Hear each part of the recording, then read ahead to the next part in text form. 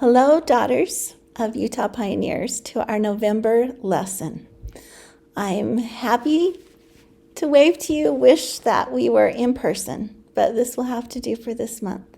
I'd like to share with you a story of James and Agnes Flake and their two slaves, Green and Liz.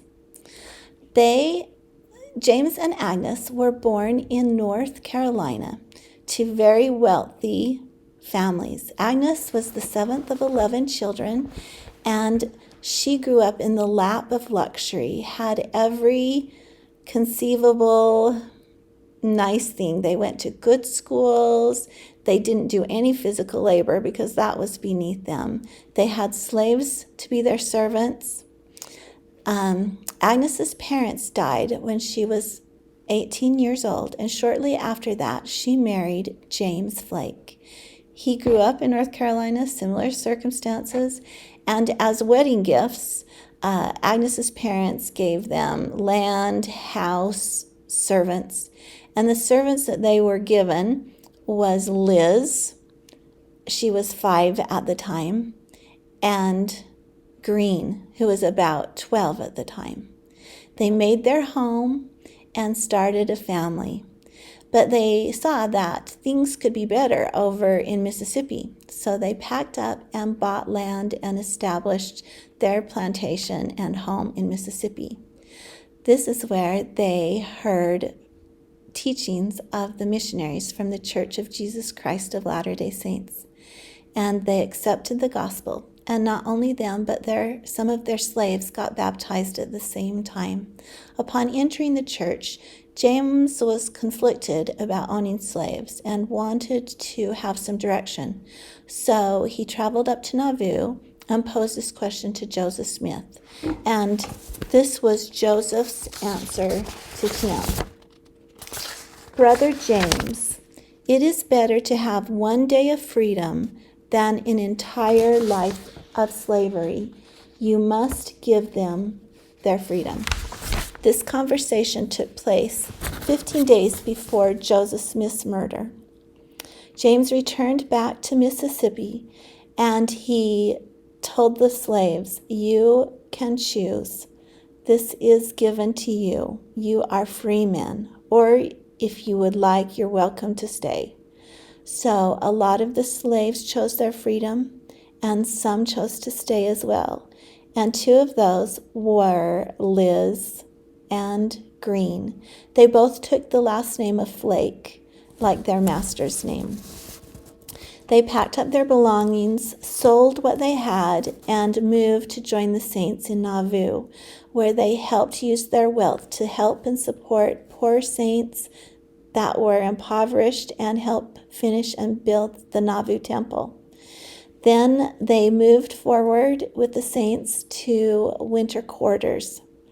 And at that point, there was sickness, illness, and death in that harsh winter. Then the time came to start out for Salt Lake City.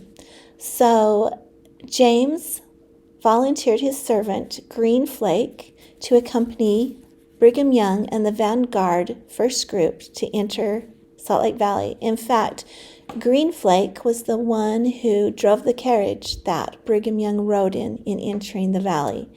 And James had asked Green, upon entering, would he build a home and secure a place for the family that would be coming afterwards.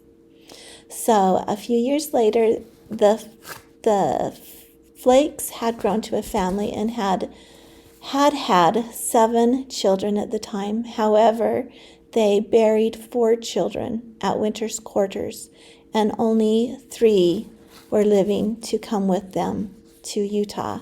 They had a 9-year-old son, William, and a 6-year-old Charles, and a baby Sarah that came. Liz was very helpful and came across with the family with her mistress, Agnes, helping with the children along the way. James and Agnes were only in the valley for 2 years when they got a call from Brigham Young that they were needed to go create a settlement in California to help those immigrants that landed on the West Coast. When they landed and docked, that they needed a place to rest, restore, get provisions, and create a way to come through to Salt Lake Valley. So James started out with a group of men to forge the way and make this trail to California. He rode a mule. The Flakes had given all their resources in helping others around them, and now they were as impoverished as the poorest saints in the Salt Lake Valley. So James was riding a mule, and most of the men were on horseback, and a fellow rider was having trouble with his horse. So James removed the cinch from his mule, gave it to the man, and said, hopefully this will help. Shortly thereafter, James got bucked off of the mule, landed, and broke his neck. He was struggling, laying on the ground, asking for the elders to minister to him, not being able to move, being paralyzed. Shortly after the administration and blessing, he passed away. When Agnes heard this news got back to Salt Lake City, where her and the children were still living. She was inconsolable and just devastated. She had sacrificed so much, and now she had no husband. But she pressed forward. She wanted to go finish what James had been called to do. So she and the children, who were now, I don't have that. Sorry, I'll have to guess. The children were now like 11 and 9, the boys were, and the little girl maybe 4. And Liz took off across to go to California, to San Bernardino. When they got there, they labored with their hands, shaping adobe mud bricks to build their home. A labor that was unheard of when Liz was growing up, of such physical labor. But they labored, made a house, built a home to make ends meet and provide for their family. Agnes took in laundry and took a scrub board, and from morning to night she scrubbed, and Liz ran the household and helped take care of the children. This toil of laundry was very hard on Agnes, and her health started to deteriorate. Her brother, traveling from North Carolina, he came to California to see what kind of wealth the gold rush had in California, and stopped by and saw Liz. And when he saw her in her impoverished condition, he just said, "Oh, sister, come back. Our family has made more money back in North Carolina. We are in such a good position. You come back, bring the children, and we will restore you to the comforts that you knew in your youth. But you need to renounce this religion and give that up and come back." Agnes said to him, "No, it seems like you're asking a small thing for such a great thing, but this is eternal consequence to me. I believe this. This is true. Will you accept this religion and accept me?" He says, "This is your life." He says, "But if any time you change your mind, and you just write to me and I will come and get you." And Agnes says, "You will never get that letter." Agnes's health continued to decline until one night she called Liz and said, "Bring the children. I want to talk to them one last time." And as she was talking to them, the oldest was 15 and the youngest was 9. Liz ran next door and came back with 2 neighbor women. But when they arrived, they found that Agnes had just passed away a few minutes beforehand. And when Liz saw that her mistress, Agnes, had passed, she just cried. And the women, one of the women, misunderstanding why she was crying, she said, "Oh, Liz, now you won't have to be beaten anymore. You'll be relieved of this harsh condition of being a slave underneath her."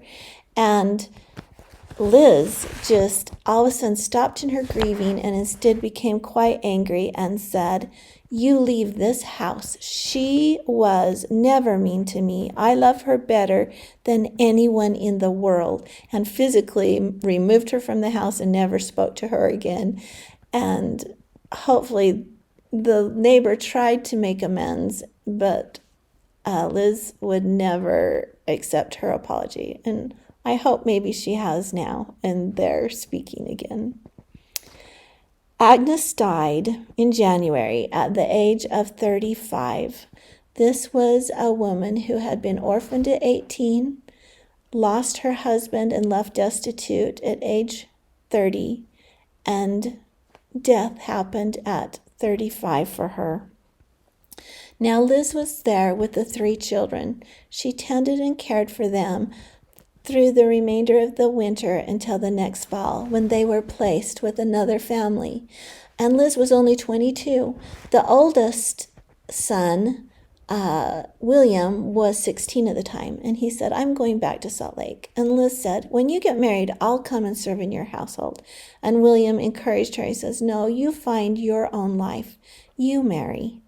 And so down the road, Liz did marry. There's a free black man that had driven some oxen from the Salt Lake Valley to San Bernardino. And they married. He was a barber. They established a household above his barber shop, was well respected. They had 3 boys and a girl. The girl may have been one of the first black teachers employed in an all-white school in the United States. Very well thought of.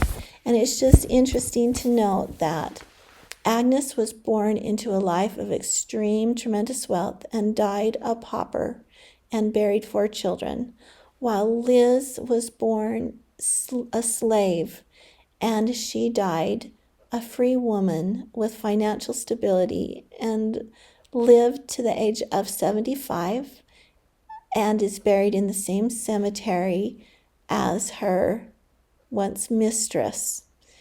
And it is a story of how opening hearts and seeing people as equals and not the oppression of slavery. And it's very heartwarming. And in the lesson manual, there's some very well thought out thoughts on slavery, the conditions in Utah, and there's 4 other stories of pioneer slaves that were in the Utah Territory. And it's been a good experience for me to prepare this lesson and get to present it to you today. Until we get to meet again, I send my greetings and wishes for you to be safe and have a happy Thanksgiving.